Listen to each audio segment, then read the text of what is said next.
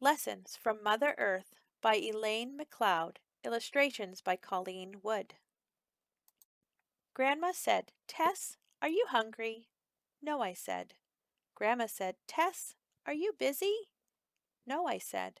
"Well then," Grandma said, "let's put on our boots and our sweaters. I'm going to show you my garden.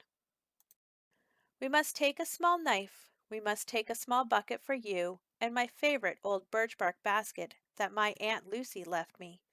I will carry a paper bag just in case. I had been visiting Grandma since I was born 5 years ago, but I had never explored her garden. We walked slowly along the trail behind Grandma's house. Grandma was looking down the banks and then up at the hills. I asked her if she was lost or if she really even had a garden. Grandma pinched her lips and just ignored me. We walked along for a while. Then she said, "Come on, Tess. We will go down the trail along the creek. You are just about old enough to learn the rules of the garden. Not everything in the garden is ready for picking just yet. Each little gift comes at its own special time. If everything came at the same time, we wouldn't be able to collect it all. I was taught by my mother, your great-grandmother, about the plants. You must learn the rules too. Tess, the number one rule is that you must always take good care of our garden." As we walked, Grandma talked. "I was taught that if you take more plants than you need, they will never grow back. But if you don't pick any and just leave them sitting year after year, they will slowly wither away and die. To pick just enough is the secret. While you're picking, say a little prayer, thanking Mother Earth for these beautiful gifts.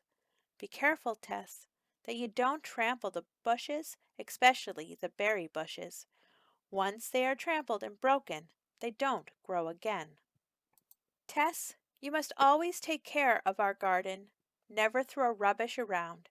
If you are careful and thankful, my granddaughter, our garden will care for you. There is plenty for everyone to share if we don't destroy the soil. I am old now, but it has always cared for me. It has always cared for your mother, and if you take care, I know this garden will also care for your children." "Now," Grandma said, "we will pick some lamb's quarters for supper and a few to freeze for winter. Just pinch them off above the ground and put them in your bucket. The cranberries and rosehips are not ready. They are waiting for their turn, after the raspberries and blueberries. Look over there, Tess. The dandelion shoots are ready. This is going to be a good year for the plants. You can tell by all the buds. Soon the mushrooms will be popping up in the field just beyond the trees. On this side of the hill, the blueberries will nourish you for weeks as long as you care for the garden." Grandmother and I picked and picked.